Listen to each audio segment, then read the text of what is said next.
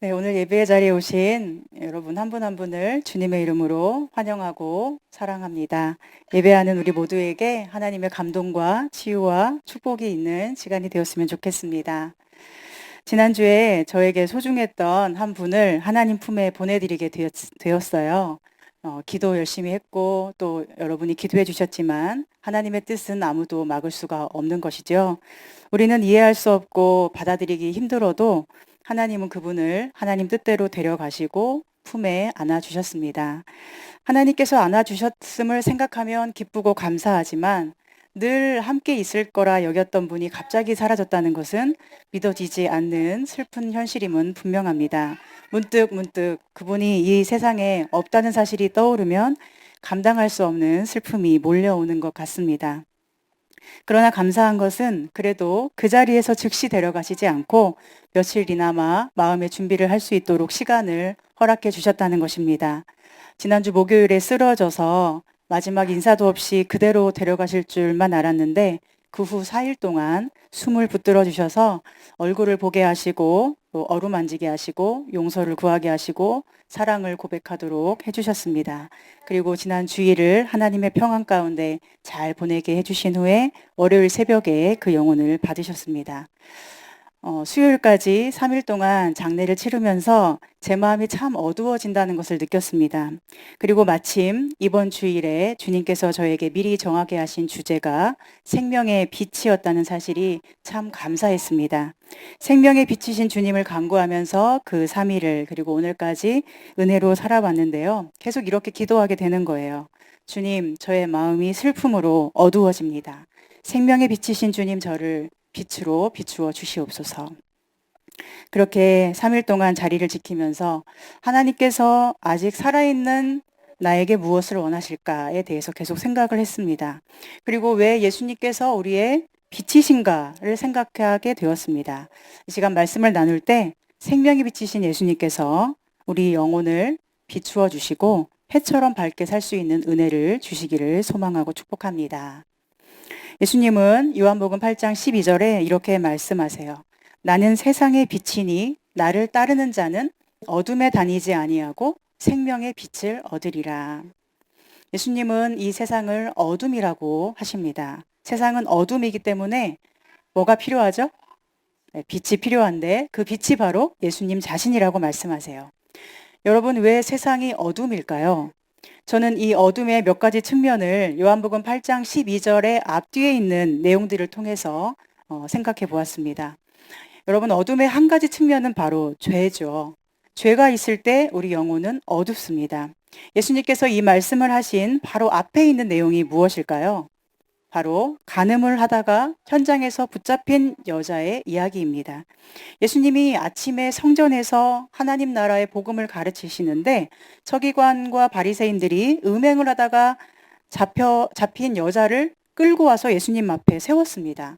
그 여자를 돌로 쳐서 죽이려고 모세의 율법대로 죄인이니까 처단해야 하니까 예수님께 데려왔습니다. 그런데 예수님이 어떻게 하시죠? 너희 중에 죄 없는 자가 먼저 돌로 치라. 사람들이 그 여자를 죄인이라고 하면서 돌로 쳐 죽이려고 할 때 예수님은 바로 그 사람들이 말한 그 죄를 기준으로 사람들을 한 곳에 정렬하여 세우십니다. 죄 있는 자, 죄 없는 자 이렇게 구분을 하니까 죄 없는 자가 하나도 없다는 것을 거기에 있던 모든 사람이 깨닫게 되었어요. 그래서 죄인을 죽이려고 모인 사람들이 하나둘 떠나가고 그들은 스스로 자신이 죄인이었다는 것을 고백하는 상황이 되어버렸습니다. 그 여자를 끌고 와서 죽이려고 할 때는 자신들은 죄에서 자유로운 줄 알았는데 그들이 떠나갈 때에는 오히려 자신들이 죄인이 되었죠. 그리고 예수님은 그 여자에게 무엇을 선포하십니까? 용서를, 죄사함을 선포하세요. 여자야, 너를 고발하던 그들이 어디 있느냐? 너를 정죄한 자가 없느냐? 나도 너를 정죄하지 아니하노니 가서 다시는 죄를 범하지 말라. 상황이 완전히 뒤바뀌게 되었습니다. 죄인이었던 여자가 예수님의 용서를 받으니 의인이 되는 거예요. 그녀를 죽이려 하던 자들은 의인이었다가 죄인이 돼서 돌아가는데 그 여자는 예수님께로 비참하게 끌려왔다는 이유로 죄인에서 의인으로 탈바꿈을 하는 것처럼 보입니다. 이 이야기에서 우리가 알 수 있는 것은 무엇입니까? 죄는 그 자체로 어둠이고 정죄를 당하여 모든 사람 앞에 죄인으로 서는 것 또한 어둠이라는 것이죠. 여러분 그 여자의 마음을 한번 생각해 보세요. 현장에서 간음을 하다 붙잡혔으니 얼마나 그 심령이 어두웠을까요? 모든 사람이 돌로 쳐 죽이려고 하니 얼마나 캄캄했을까요? 여러분 모든 사람이 여러분을 둘러싸고 너는 죽어야 돼, 넌 죄인이야, 너 같은 건 살아있으면 안 돼 라고 한다고 한번 가정을 해보십시오. 아니 그런 상황을 혹시 경험해 보신 적이 있습니까? 그러면 얼마나 마음이 어둡고 무섭고 막막하겠습니까? 사람들에게 정죄를 당한다는 것은 그 자체가 어둠이죠. 주님께 끌려가기 전에 이 여자는 정죄에 얽매여서 꼼짝할 수 없었습니다. 정죄는 이런 것이죠. 사람을 묶고 가두고 얽어매어 꼼짝을 못하게 만듭니다. 그리고 많은 사람이 바로 이 정죄 때문에 어둠 속에 살아갑니다. 이 여자처럼 죄가 드러나서만이 아니라 때로는 내 편이 아니라는 이유로, 내 스타일이 아니라는 이유로, 외모가 어떻다, 키가 작고 못생겼다, 뚱뚱하고 못났다, 약하다, 때로는 정치적인 성향이 다르다는 이유로 얼마나 많은 사람들이 잘못도 없이 비난을 당하고 정죄로 묶여 있는 삶을 살아가고 있습니까? 또한 죄는 그 자체로 어둠이에요. 그 죄에 자신이 묶여버립니다. 그리고 어둠 속을 계속 방황하게 되죠. 죄를 행하고 있는 그 자신이 얼마나 어두운 영혼이겠습니까? 이 여인을 한번 생각해 보세요. 누가 뭐라고 하지 않아도, 들키지 않아도, 아무도 모른다고 해도 그렇게 살고 있는 자체가 얼마나 어둠이었겠습니까? 우리가 주님께로 끌려가기 전에는 그것이 붙잡혀가는 것이든 아니면 자발적으로 가든 주님께로 가기 전에는 세상에 그 어디에 있어도 다 어둠인 거예요. 세상에 어느 화려한 술집이나 전망 좋고 분위기 좋은 카페에 있더라도 많은 사람이 거기에서 웃고 함께 떠들어도 주님의 생명의 빛 아래 있지 않고는 우리가 행하는 모든 것은 죄악이 되고 어둠 속을 헤매는 것과 다름이 없는 것입니다. 그런데 예수님은 어떻게 하시죠? 그녀를 정죄하는 어둡게 하는 모든 얽매인 것들을 풀어주시고 자유를 선포해 주셨어요. 나도 너를 정죄하지 아니하노니 가서 다시는 죄를 범하지 말라. 너는 내가 용서한 자유의 몸이 되었으니 가서 다시는 죄를 범하지 말라. 가서 다시는 죄로 어두워지는 인생을 살지 말고 사람들에게 정죄당하여 얽매이는 인생을 살지 말고 너 자신으로 살아가라는 것이죠. 여러분 우리가 어떠한 죄를 지었어도 어떠한 어둠 속을 방황했어도 우리에게 여전히 소망이 있는 것은 주님은 우리를 결코 정죄하지 않으시기 때문입니다. 주님은 이 여자도 정죄하지 않으셨어요. 우리가 보기에는 도저히 용서받으면 안 될 것 같은데도 주님은 이 여인도 용서하신 분이십니다. 너무 놀라운 분 아니세요? 정말 예수님은 놀랍지 않으신가요? 물론 예수님은 죄를 용인하시지도 않습니다. 다시는 죄를 범하지 말라 하셨어요. 죄 지어도 괜찮으니까 계속 네가 원하는 대로 행복을 찾아 살아라라고 하지 않으셨죠? 그 죄가 너를 묶고 너를 죽이니까 다시는 죄를 범하면 안 된다라고 사실은 참된 자유를 선포해 주신 거예요. 그리고 이렇게 말씀하시는 것입니다. 나는 세상의 빛이니 나를 따르는 자는 어둠에 다니지 아니하고 생명의 빛을 얻으리라. 이 구절이 후대에 첨가되었다고 보는 해석도 있지만 저는 굳이 왜 이 말씀이 이 여인의 이야기 바로 뒤에 나왔을까 생각했습니다. 우리는 주님이 없이는 인생 자체가 어둠이고 죄악을 저지르든 아니면 사람들이 말하는 도덕법에서 벗어나지 않고 올바르게 살든 또는 어떤 즐거운 일을 하든 아니면 사람들에게 정죄를 받아 괴롭든 그 모든 것이 다 어둠인데 그것을 주님은 빛으로 비춰주시기를 원하시는구나. 이것을 깨닫게 되었습니다. 오늘 여러분에게 죄가 있습니까? 또 여러분을 정죄하는 사람들이 있습니까? 그것이 얼마나 심한 죄든 또 얼마나 많은 사람이 여러분을 정죄하든 그 모든 어둠을 이기는 생명의 빛이 여러분 앞에 있다는 것을 꼭 기억하시기를 바랍니다. 그리고 다시는 죄를 범하지 말라는 말씀과 같이 주님이 늘 우리를 응원하시기 때문에 날마다 생명의 빛이신 주님께로 걸어가는 우리 발걸음 되기를 소망합니다. 때로는 고난으로 억지로 끌려가는 주님께 억지로 끌려가는 상황이 될지라도 그것은 어둠에서 빛으로 가는 걸음이기 때문에 더 기뻐하고 감사할 수 있는 우리 마음이 됐으면 좋겠습니다. 또 한 가지 어두움의 측면은 바로 절망이죠. 우리가 살다 보면 절망할 일들이 수도 없이 일어나는 것 같습니다. 타고난 환경 때문일 수도 있고 또 질병 때문일 수도 있고 계속해서 마주하는 실패와 고난 때문이기도 합니다. 이 생명의 빛에 대한 말씀 이후에 기록된 이야기가 하나 더 있는데 바로 태어날 때부터 시각장애인으로 태어난 사람의 이야기입니다. 여러분, 눈이 보이지 않는다는 것은 어떤 것일까요? 얼마나 답답할까요?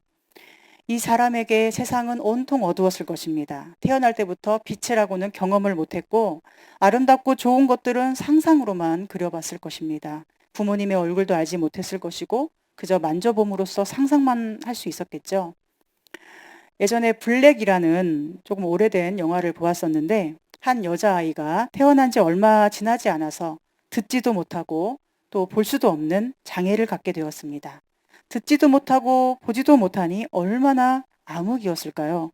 그 아이의 손이 닿는 것마다 다 문제가 생기고 때로는 촛불을 넘어뜨려서 집에 불이 나기도 하고 또 하나밖에 없는 동생을 죽일 뻔하기도 합니다. 들리지도 않고 보이지도 않으니까요. 그 분노와 원망이 얼마나 마음에 가득했을까요?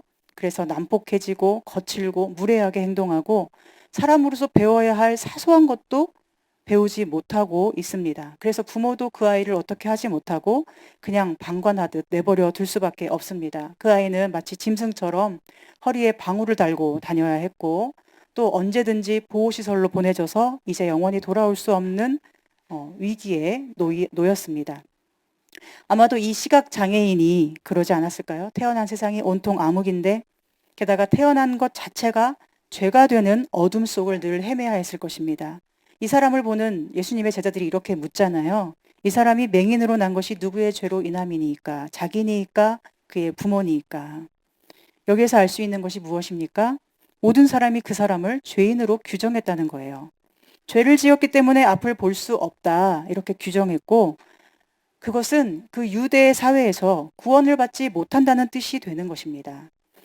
얼마나 인생 자체가 어둠이었을까요? 눈앞이 캄캄한 것만으로도 인생이 막막한데 모든 사람이 죄인이라고 손가락질을 하니 그의 삶이 얼마나 짙은 어둠이었을지는 가히 상상하기도 어렵습니다. 그런데 예수님은 그에게도 뭐라고 하십니까? 이 사람이나 그 부모의 죄로 인한 것이 아니라 그에게서 하나님이 하시는 일을 나타내고자 하심이라. 예수님은 그 사람을 죄인으로 보시는 것이 아니라 하나님이 하실 일을 특별히 나타낼 사람으로 보십니다. 하나님의 뜻과 계획이 있어서 특별하게 선택받은 하나님의 소중한 사람으로 보시는 거예요. 하나님이 하실 일을 나타내시려고 그를 잠시 동안 어둠에 두셨다는 것입니다. 그리고 때가 됐을 때 예수님께서 그를 바라보시고 치유해 주시죠. 그 치유를 행하기 전에 하신 말씀이 있습니다. 그것이 무엇일까요? 때가 아직 낮음에 나를 보내신 이의 일을 우리가 하여야 하리라. 밤이 오리니 그때는 아무도 일할 수 없으리라. 내가 세상에 있는 동안에는 세상의 빛이로라. 아멘. 요한복음 9장 4절과 5절의 말씀입니다. 여기서도 주님은 내가 세상의 빛이라고 하십니다. 예수님이 계시는 동안은 빛으로 빛나는 낮 시간, 예수님이 계시지 않는 시간은 빛이 없으니까 밤 시간이라고 하시고 땅에 침을 뱉어 진흙을 이긴 후에 그 진흙을 눈에 덮어서 이렇게 발라주죠. 그리고는 실로암 연못에 가서 씻으라고 하십니다. 여러분 실로암 많이 들어보셨죠? 이 실로암의 뜻은 무엇인가요? 보냄을 받았다는 뜻입니다. 바로 보내심을 받은 자, 예수님을 의미하는 것 아니겠습니까? 그가 보냄을 받은 그 연못으로 가서 진흙으로 덮인 눈을 씻었더니 눈이 씻겨서 밝은 눈이 되었습니다. 보냄을 받으신 분이신 예수님께로 나아가서 우리의 어둠으로 덮인 눈이 씻김을 받으면 우리도 밝은 눈으로 볼 수 있다는 것을 의미하는 것이죠. 이것은 앞서 말씀하셨던 나를 따르는 자는 어둠에 다니지 아니하고 생명의 빛을 얻으리라 이 말씀과 일맥상통하는 것입니다. 예수님을 따르는 자는 생명의 빛을 얻어서 더 이상 어둡지 않습니다. 어둠에서 자유롭습니다.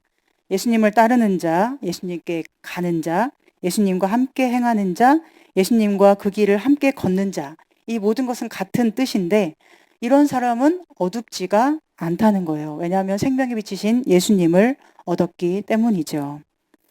예수님께서 눈이 보이지 않던 그 사람을 주목하셨더니 그가 눈을 뜨게 되었습니다. 그가 예수님 곁에 있게 되자 눈을 뜨게 되었습니다. 빛이신 예수님 곁으로 가자 예수님이 치료해 주셨어요. 짙은 어둠으로 덮였던 눈을 씻어주시고 어두운 세상을 밝은 빛으로 비추어 주셨습니다. 그런데 이 다음이 더 중요합니다. 빛이신 예수님을 만나고 빛을 얻었을 때 우리가 어떻게 해야 하는가 하는 것이죠. 그것은 무엇일까요? 우리는 어떻게 해야 할까요?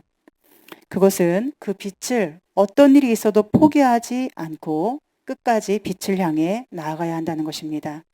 예수님께서 그를 고치신 날이 하필이면 안식일이었어요. 그래서 안식일에 병을 고치는 것이 옳으냐를 두고 논쟁이 시작되죠. 바리새인들 속에 의견이 분분해집니다. 안식일을 지키지 않았으니 예수 그는 죄인이다. 그는 하나님께로부터 온 자가 아니야. 또 어떤 사람은 말하죠. 죄인이라면 어떻게 이런 표적을 행할 수 있겠는가? 그는 하나님께로부터 온 자가 맞을 것이다. 여러분이라면 이런 상황에서 어떤 생각을 하고 어떤 말을 하시겠습니까? 이 시각장애인이었던 사람이 이렇게 말합니다. 그분은 선지자입니다. 그분은 하나님이 보내신 분이 분명합니다. 그가 내 눈을 뜨게 해주었습니다. 하나님은 죄인의 말을 듣지 않으시고 경건하여 그의 뜻대로 행하는 자의 말을 들으시는 분입니다. 창세 이후로 맹인으로 난 자의 눈을 뜨게 한 일을 들어보지 못했으니 이 사람이 하나님께로부터 오지 않았다면 이런 일은 있을 수가 없었을 것입니다. 이분은 하나님이 보내신 분이 분명합니다. 그 증거로 내가 여기 이렇게 눈을 뜨고 여러분 앞에 있습니다. 그러자 어떤 일이 일어납니까? 바리새인들은 그 사람을 유대교에서 출교시킵니다. 여러분, 유대 사회에서 출교를 당한다는 것은 어떤 의미일까요?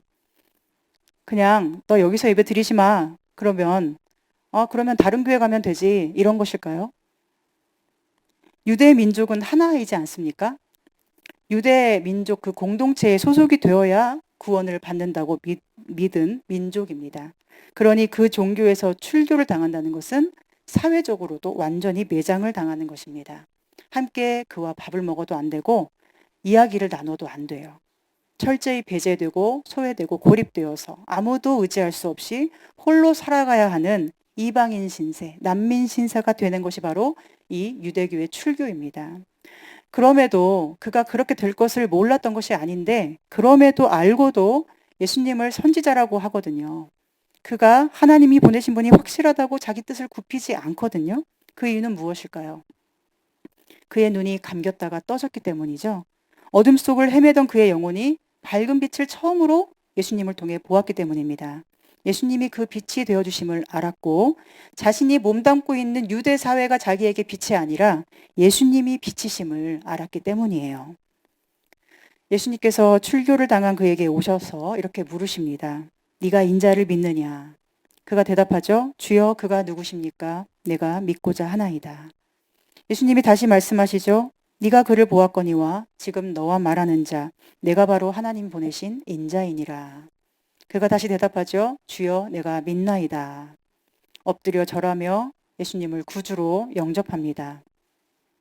지금 출교를 당하고 정말로 인생이 완전히 어둠에 잠식되는 것 같은 절망적인 상황이에요.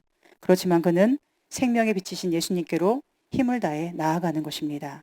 자신에게 빛이 되어줄 것처럼 덮고 있던 그 유대 사회라는 것에서 벗어나서 자신을 눈뜨게 하여 생명의 빛으로 부르시는 예수님께로 온 힘을 향해 달려가는 것입니다.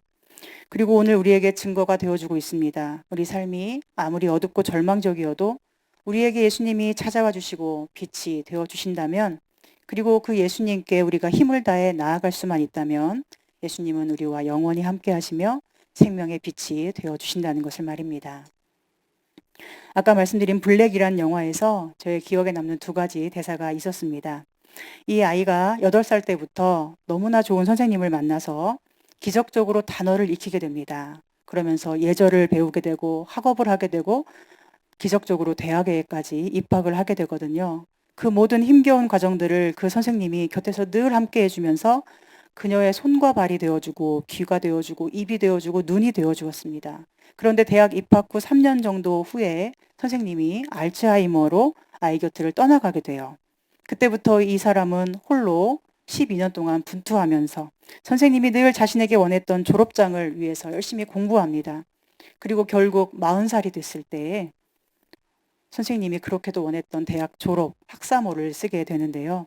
졸업식 때 앞에 강단에서 지나온 어려운 과정들을 언급하며 이런 이야기를 합니다. 거기에 두 가지 대사가 나오는데 하나는 우리 모두는 다 하나님 앞에서 귀가 멀고 눈이 멀었다는 것입니다. 왜냐하면 아무도 하나님을 볼 수도 없고 들을 수도 없기 때문에. 또 하나는 선생님이 그녀에게 늘 말해주었던 거예요. 어둠이 너를 삼키려 할 때마다 너는 필사적으로 빛을 향해 달려야만 해. 어둠이 너를 삼키려 할 때마다 너는 필사적으로 빛을 향해 달려야만 해. 여러분, 귀가 멀고 눈이 멀었으니 얼마나 세상이 막막합니까? 그런데 선생님은 그 아이를요, 그 어둠 속에서 끄집어내려고 노력했고, 그 아이도 끝까지 함께 노력했습니다. 그러나 얼마나 힘이 들었을까요? 보통 아이들은 겪지 않아도 되는 말할 수 없는 고통스러운 일들이 수도 없이 일어났을 것입니다. 늘 넘어지고 다치고 다시 일어나고, 또 넘어지고 다치고 다시 일어나고, 그 과정에서 오해받고 비난받고 조롱당하는 일들이 얼마나 많이 반복되었겠습니까? 인생의 중요한 것들을 포기해야 하는 순간들도 얼마나 많이 있었겠습니까? 저는 우리 인생이 이 아이와 그리 다르지 않다고 생각합니다. 하나님을 볼 수 없어 또 귀가 멀고 눈이 먼 우리를 집어 삼키려 덤비는 온갖 어둠의 막막함으로부터 아무리 필사적으로 도망을 쳐도 무슨 수로 벗어날 수 있겠습니까? 우리가 아무리 노력해도 벗어날 수 없고 안 되고 포기해야 하고 마음이 아프고 자꾸만 마음이 어두워지는 상황들이 우리 앞에 얼마나 많이 펼쳐지고 있습니까? 그러나 예수님은 그 어떤 짙은 어둠에서라도 우리를 필사적으로 끄집어내어서 기어이 빛으로 나아가게 하시고 아무리 우리가 꺼져가는 등불일지라도 우리는 분명히 주님과 함께 빛날 수 있는 존재임을 알려주시는 분이십니다. 물론 그 과정에서 우리는 너무나 힘들 것입니다. 상처도 받을 것입니다. 포기해야 할 일도 많이 있을 것입니다. 도저히 빠져나갈 수 없는 것처럼 보일 수도 있고 자신만 어둠 속에 갇힌 것처럼 느낄 때도 있을 것입니다. 그러나 모든 인간의 원래 상태가 어둠이라는 것을 안다면 우리는 힘을 내어 주님의 이끄심을 따라 빛을 향해 필사적으로 달려가야 하지 않겠습니까? 진짜 어둠은 삶에 들이오는 절망이 아니라 예수님이 없는 상태이죠. 진짜 빛은 세상에서 좋은 걸 누리는 것이 아니라 예수님을 만나 함께 행하는 상태입니다. 이것을 안다면 우리는 힘을 다해서 예수님께로 늘 달려가고 그분의 얼굴을 바라보아야 하지 않겠습니까? 우리는 연약하기 때문에 한치 앞을 알 수 없죠. 내일 무슨 일이 있을지도 알 수 없습니다. 우리에게 또 다른 어떤 어둠이 들이올지 우리는 예측할 수도 준비할 수도 없습니다.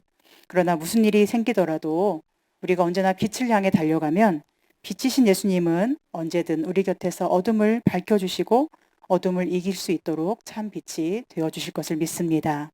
이러한 예수님이 지금 오늘 여기 우리 곁에 계십니다. 그 생명의 빛을 마음 다해 받아들이시고 생명의 빛을 얻은 자로 살아갈 수 있기를 소망하고 축복합니다.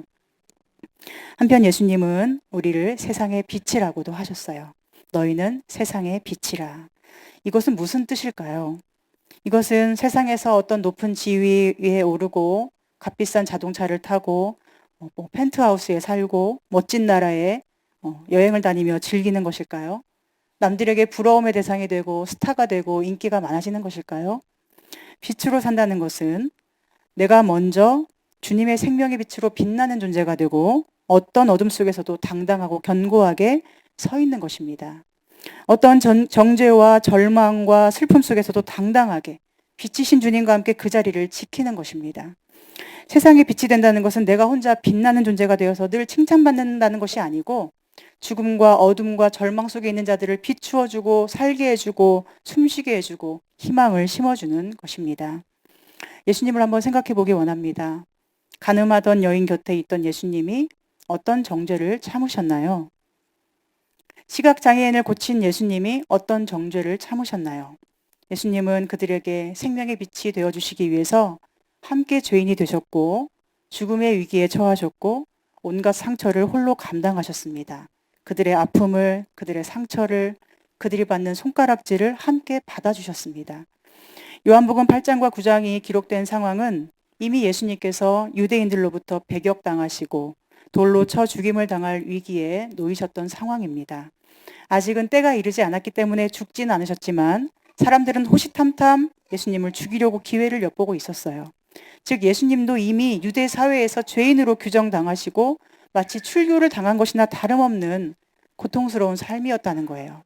그러나 예수님은 죽음을 두려워하지 않으시고 상처받기를 두려워하지 않으시고 정죄당하는 것을 피하지 않으시고 세상의 모든 어둠으로부터 올가미가 씌워진 한 사람 한 사람 빛으로 풀어서 자유로운 삶을 살게 하셨습니다. 정죄당에 마땅한 사람에게 정죄를 안 하심으로 자기가 정죄를 당하셨어요. 안식일에 병을 고치는 죄인 취급 당하시면서도 그 눈을 치료하심으로 생명의 빛을 비추어 주셨습니다. 여러분, 성경에는 이러한 예수님의 생명의 빛을 받아 자신도 빛으로 존재한 사람이 있습니다. 특별히 저는 이번에 스데반을 묵상하게 되었어요.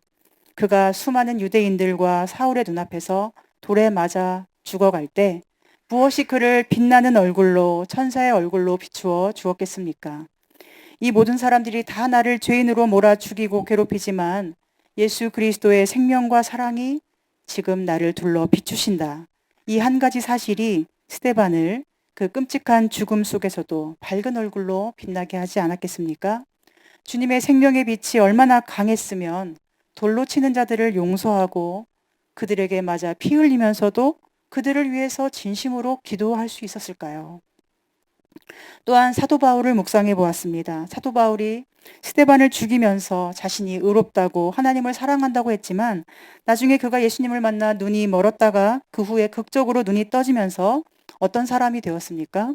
그는 사람을 괴롭히고 상처를 주던 인생에서 돌이켜 상처를 받고 그 상처를 감당하는 사람이 되었습니다. 수많은 상처를 받으면서도 오히려 감사하고 기뻐하는 사람이 되었습니다. 생명의 빛이신 예수님을 그가 알았기 때문입니다. 스데반이 그랬던 것처럼 또 사도 바울이 나중에 회심해서 변했던 것처럼 우리는 어떤 어둠이 우리를 둘러싸 죽이려고 해도 그곳에서 빛이신 주님과 함께 당당히 서 있어야 합니다. 수많은 사람이 여러분을 둘러덮어 정죄하고 손가락질을 하더라도 여러분은 여러분 안에 존재하시는 빛이신 예수님을 생각하며 그 자리를 사랑으로, 용서함으로, 기도와 감사함으로 끝까지 하나됨으로 지켜내셔야 하는 것입니다. 또한 여러분의 죄가 스스로를 묻고 정죄할 때에도 여러분은 그런 자신을 미워하지 말고 빛이신 예수님께 나아가서 그 빛으로 당당히 서 있어야 합니다. 그리고 예수님이 용서하신 나, 하나님이 독생자를 바쳐 살릴 만큼 사랑하신 나를 우리가 스스로 사랑해 주어야 돼요. 그렇게 자신을 용서하고 사랑함으로 세상의 빛이 되어 그 빛을 전하는 것이 바로 우리의 사명이기 때문입니다. 저는 이번에 장례식을 치르면서 두 가지를 마음에 새기게 되었습니다. 하나는 나는 이제부터 상처를 피하거나 상처를 주는 인생이 아니라 상처를 많이 받는 인생이 되어야겠다. 입니다. 사랑하기 위해서 상처를 받는다는 것이 참된 승리임을 알았기 때문입니다. 이런 생각이 들었어요. 정말로 나에게 소중한 사람, 내 가슴 속에 살아있는 사람은 누구인가? 나를 위해 상처받고도 참아주고 나를 견뎌준 사람 아닌가? 나의 사랑하는 부모님이 그러셨고 나의 소중한 친구가 그랬던 것처럼 나도 그렇게 더 사랑하며 더 상처받으며 최후 승리를 이루는 사람이 되어야겠다. 이런 생각을 했습니다. 그리고 순간순간 어둠이 저를 덮으려 할 때마다 이것을 생각하며 참고 견뎠습니다. 여러분, 장례식장에는 얼마나 많은 어둠이 있습니까? 서로 비난하고 또 자책하고 원망하고 또 분노하는 그런 분위기가 있는데 그 속에서 자리를 지키고 사랑으로 참아낼 수 있었던 것은 주님의 생명의 빛이 저를 비추어 주셨기 때문입니다. 그리고 또 한 가지 마음에 더 새긴 것은 주님만이 나의 빛이라는 사실입니다. 장례식을 마치고 목요일에 교회에 와서 기도를 하려는데 마음이 어두운 거예요. 그래서 성전 정화를 하시던 예수님을 생각하면서 청소를 먼저 했습니다. 주님, 어지럽혀진 저의 마음을 이렇게 씻어주세요. 슬픔으로 어두워진 제 마음을 빛으로 밝혀주세요 하면서 기도하는 마음으로 청소를 했습니다. 그리고 깨끗해진 예배당에서 기도하면서 주님을 바라보았어요. 기도하면서도 제 속에 이런 궁금증이 끊이지 않았습니다.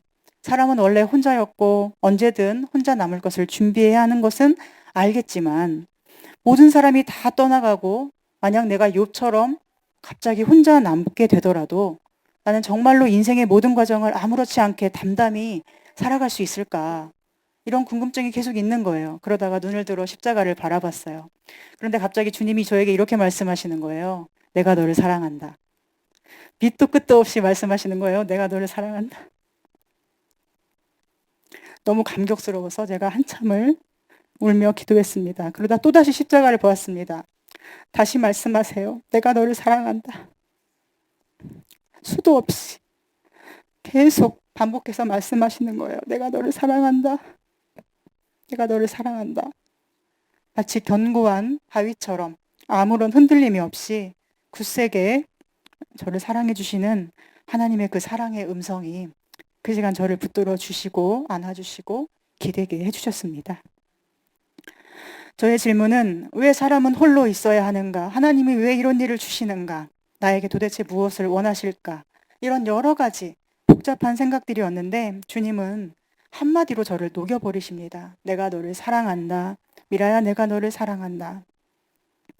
사랑하는 여러분, 오늘 여러분을 살게 하고 버티게 하는 힘은 무엇입니까?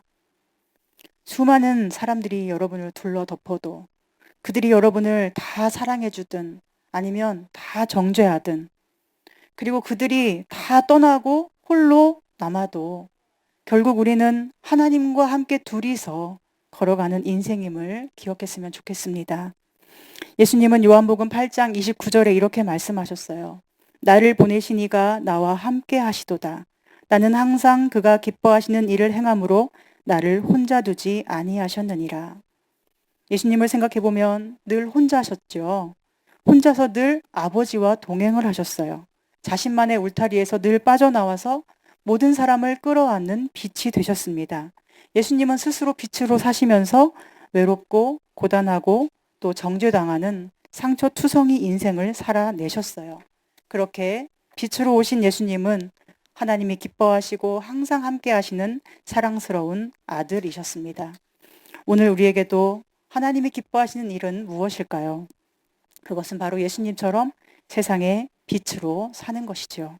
그러니 우리도 어떤 어둠이 우리를 얽어매더라도 빛이신 예수님께 나아가서 홀로 빛이 되기를 선택할 수 있었으면 좋겠습니다.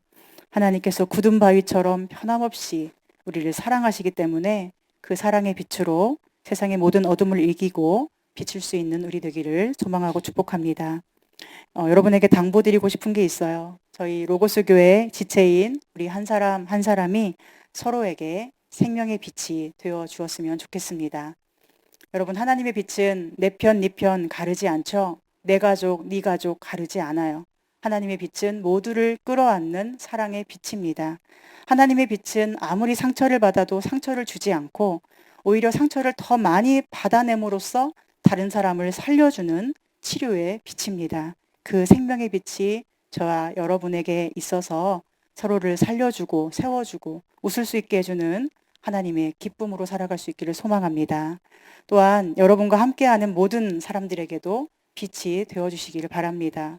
내가 눈에 보기에 부족해도 마음에 안 드는 부분이 있어도 소중히 여기고 마음 다해서 아껴주고 사랑해 주시기를 바랍니다.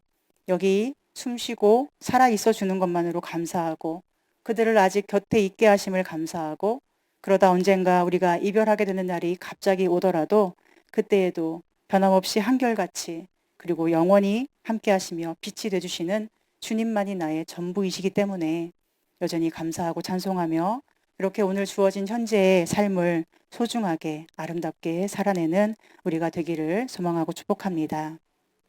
우리 오늘 이렇게 한번 인사를 나눌까요? 서로의 눈을 바라보면서 이렇게 하시는 거예요. 살아 있어줘서 고맙습니다. 당신이 이렇게 숨 쉬는 것만으로도 소중하고 감사합니다. 하나님의 사랑이 늘 함께하기를 축복합니다. 사랑하고 축복합니다.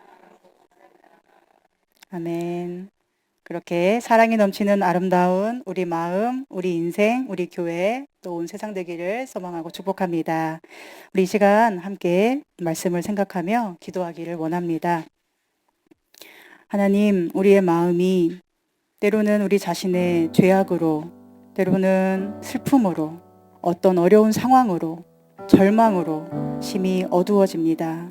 이 어둠을 비출 수 있는 것은 주님의 십자가의 생명과 사랑뿐이오니 저희를 십자가의 빛으로 비추어 주시고 생명의 빛이신 주님과 함께 이 어둠의 세상에 빛이 되어서 상처를 받을지언정 상처 주지 않으며 주님처럼 세상을 치료하고 품고 살아갈 수 있도록 영원토록 저와 함께하여 주시옵소서라고 기도하며 하나님께 나아갑니다.